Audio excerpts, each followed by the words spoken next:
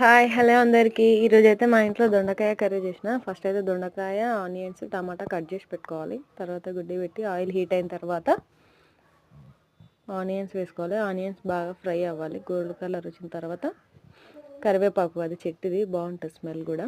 మా ఇంటి దగ్గర చెట్టు ఉంది. బాగా ఉడికిన తర్వాత ఆనియన్స్ తర్వాత దొండకాయలు వేసుకోవాలి. దొండకాయ కూడా ఆయిల్లో ఉడకాలి. మంచిగా ఫ్రై లాగా గోల్డిష్ లాగా వచ్చిన తర్వాత తగినంత సాల్ట్ వేసుకోవాలి. సాల్ట్ వేసుకొని మళ్ళీ ఒకసారి కలుపుకొని కొద్దిసేపు మూత పెట్టేసేయాలి. మూత పెట్టి మళ్ళీ తీసి తర్వాత కారం వేసుకోవాలి. బాగా ఉడికిన తర్వాత టమాటా వేసుకోవాలి. టమాటా కూడా బాగా ఫ్రై అవ్వాలి. ఒక 5 మినిట్స్ తర్వాత వాటర్ వేసేసుకోవాలి, ఒక గ్లాసు.